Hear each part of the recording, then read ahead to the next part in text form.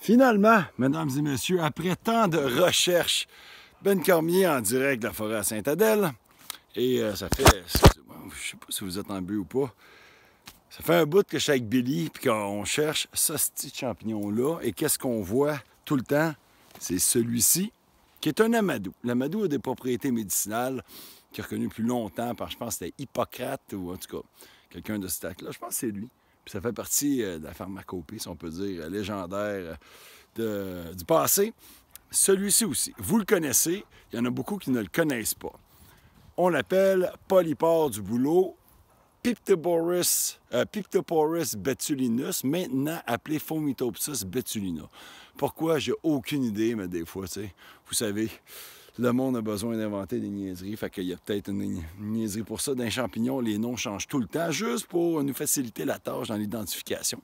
Donc, celui-ci est un champignon médicinal, on le reconnaît depuis, je pense, plus de 5000 ans, qu'il y a une utilisation autant en Chine qu'en Amérique du Nord, je crois qu'aussi. On l'utilisait aussi, ils ont trouvé, tout le monde connaît l'histoire d'Otzi, bon, peut-être pas tout le monde, je vous présente Otzi, j'ai pas d'image à mettre par-dessus pour faire un montage. C'est un homme des cavernes qu'ils ont retrouvé, je pense que c'est dans les Alpes autrichiennes, je suis pas sûr, dans les Alpes quelque part en Europe, mais de même, que ce soit en France, en Italie, en Autriche. Quelque part là, il y avait 5300 ans, il y avait une bandelette en cuir, et qu'est-ce qu'ils ont trouvé dessus? Non, mange pas ça, mon Billy. Qu'est-ce qu'ils ont trouvé dessus? Dans sa bandelette, il y en a qui disent qu'il y avait du chaga, de l'amadou, et du polypore du bouleau. D'autres qui disent qu'il y avait du polypore du bouleau puis de l'amadou, puis d'autres qui disent qu'il y avait du polypore du Billy, polypore du bouleau. Ouais, décris. Ouais, t'es un caca, là. Fait que polypore du bouleau et chaga. Donc, dans tous les cas, c'est 3 champignons qui ont des propriétés médicinales et qui sont utilisables pour la portabilité du feu. Donc, celui-ci, clé d'identification. Contrairement à un amadou, regardez comment il pousse, regardez comment il est brun. Il ressemble d'autant plus à une espèce de petit sabot de cheval qui disent que son dessus a des lignes concentriques. Billy, sérieux, décalez ça. Décris ça, ce chien cave. Puis là, l'autre, regardez ici, il est vraiment plus uni. Là, il est vieux. Normalement, il sort plus au printemps. Donc, va être plus comme couleur crème foncée, brun, beige. En dessous, va être pas mal plus blanc, si on met en comparaison avec l'amadou ici. Et on voit que lui, il a un pied qui est vraiment minime, tandis que lui, il n'en a vraiment pas. Il y a pratiquement une absence de pied. Mais quand on le regarde de même, c'est pas vrai. On voit qu'il y en a un, mais qui est vraiment presque pas là. De plus qu'on gratte le top, il est blanc. Beaucoup d'utilité, beaucoup de principes médicinaux, beaucoup de composantes. Comme le chaga, il est multifacette au niveau médicinal. Et là, il faut tout le temps regarder le substrat sur lequel il pousse. Donc, bouleau jaune, on sait que c'est très médicinal. Juste dans l'autre bouleau, on retrouve une quantité assez incroyable de minéraux. D'où la cure du printemps à l'autre bouleau. Je peux vous les nommer, il y a potassium, calcium, magnésium, ils disent même lithium, sodium, manganèse, cuivre, fer, zinc, phosphore, sélénium, silicium, chrome, puis je n'ai peut-être oublié, mais vous voyez un peu le topo. Beaucoup. Il y a de la vitamine A, il y a de la vitamine C, il y a de l'acide bétulinique, il y a de la bétuline. La bétuline, c'est le pigment blanc sur le bouleau. Ça aide à refléter le soleil. Ce pigment blanc-là, c'est un triterpène. Il y a aussi l'acide bétulinique. Ça a beaucoup de propriétés qui sont bonnes au niveau du cancer. On va y aller dans les propriétés. Je ne veux pas trop m'élancer dans toutes les composantes qu'il y a. Il y en a beaucoup. Je peux vous dire, direct en partant, il y a 17 acides gras qui ont été isolés dans les tests labo. Fait que c'est quand même intéressant. Je pense que tu as 22 % saturé. Puis je pense que là-dedans, tu as l'acide oléique, que je crois qu'il est l'oméga 9, mais je ne suis pas certain. Puis tu as l'acide linoléique, que je crois que c'est oméga 6. Donc, en tout cas, tu as beaucoup d'acides dans les oméga. Là, je pense la palmitique qui est oméga 7, puis oléique, que je crois que c'est 9, linoléique, 6, linolénique, 3. Anyway, on fait des recherches, vous allez le savoir. Donc, dans ce champignon-là, les propriétés médicinales prouvées, c'est antiviral. Quand même intéressant, ils ont démontré par test labo, et là, on prend ça avec un grain de sel, ça va prendre tout le temps plus de tests, mais ils ont remarqué que ça arrêtait et neutralisait le VIH. Pas n'importe quoi. Je ne dis pas que ça le combat, mais ça supprime la reproduction de ce virus-là, ça l'arrête dans son allée. Quand même très intéressant. Ça a des propriétés, puis aussi, je pense, c'est bon, ils disent en anglais « yellow fever », je ne sais pas si c'est la jaunisse, mais je sais qu'ils disent « cowpox »,« smallpox », donc différents virus de grippe. Fait que ça a un effet très bon là-dessus. On dit antibiotique. Ça contient, ils ont découvert en 2000 que ça contenait de la piptamine. C'est Piptoboris, piptamine. Anyway. Fait que ça a l'air que c'est un antibiotique qui est très bon pour lutter contre le colis et d'autres différents trucs. Quand même assez intéressant. C'est aussi antifongique. Ils ont découvert, évidemment, que dans les polypores, souvent, la constitution extérieure est faite en chitine et en bêta-D-glucane ou en bêta-glucane, qui sont des polysaccharides, et la chitine se transforme une fois métabolisée dans le corps. Si j'ai bien compris, là, je pourrais faire vos recherches, vous allez peut-être mieux comprendre. Ça se transforme en chitosane. Je pense que c'est ça, chitosane, un style nom de même. Et ils ont remarqué que dans la chitine puis dans la chitosane, il y avait des propriétés antibactériennes et antifongiques. Donc, peut-être que c'est de là qu'on est capable de dire que c'est un antifongique, un antibactérien. Il est aussi antimicrobien. C'est un antidouleur. Ça contient du taraxastérol. Ouais, un de nom de même que c'est éprouvé pour être anti-inflammatoire, cette composante-là. Et d'ailleurs, on ne la retrouve pas dans le chaga, mais on la retrouve en bonne quantité dans le polypore du bouleau. Il y a aussi antiseptique.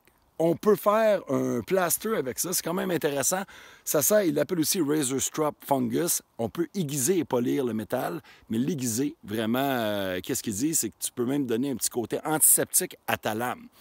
De plus, on peut faire une petite lésion dans notre champignon, pas une lésion, on peut se faire un plaster. Il faut juste peler le chapeau, faire un rond. On peut mettre ça sur une brûlure, sur une coupure. Ça a des propriétés astringentes, cicatrisantes, hémostatiques qui arrêtent le sang et bien sûr antiseptiques, donc ça va stériliser. Donc avec les lames, il disait que tu peux même stériliser ta lame comme ça.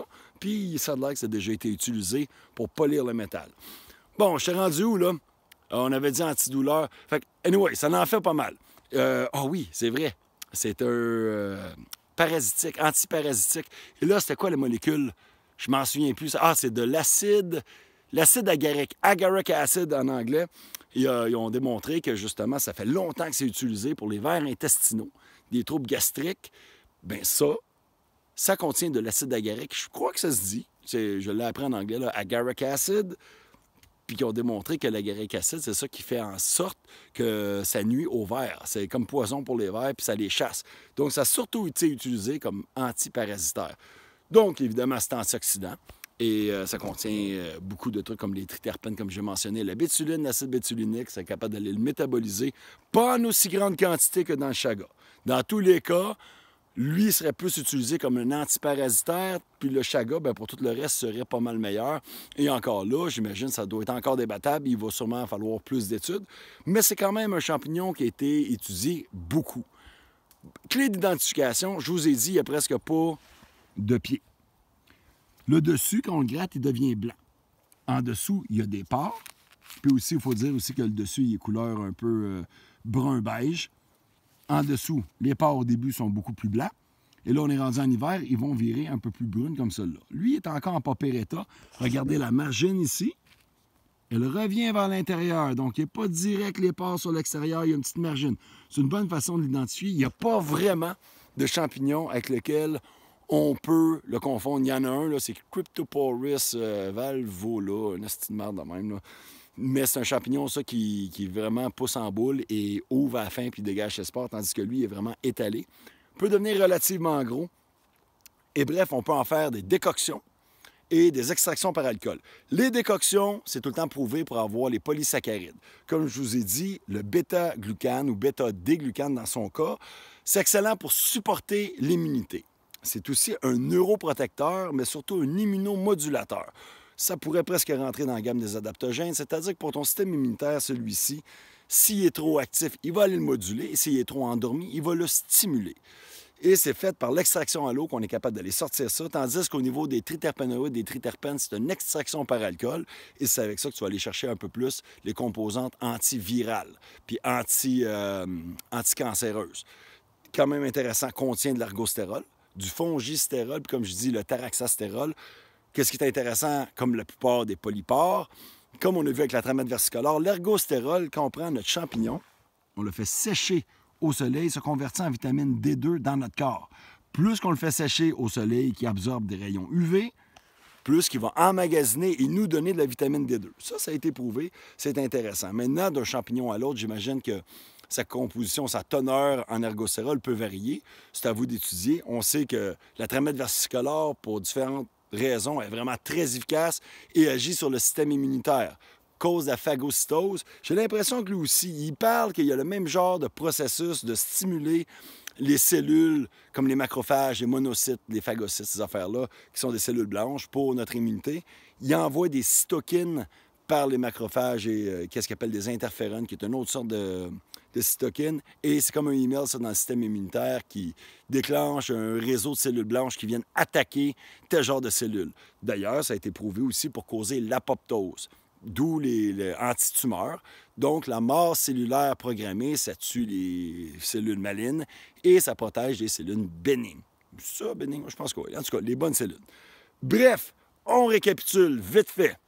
Notre ami, le polypore du bouleau, qu'on retrouve sur des bouleaux blancs ou bouleaux jaunes, et peut-être des bouleaux gris si ça aurait du sens, puis différentes sortes de bouleaux à travers la planète, sur l'hémisphère nord.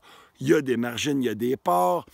On peut aiguiser le couteau avec le top, on peut transporter le feu une fois qu'on le fait sécher, on peut mettre un tison dedans, puis ça peut nous aider à transporter le feu. Il peut cautériser des plaies, faire des plasters. On a dit aiguiser les couteaux.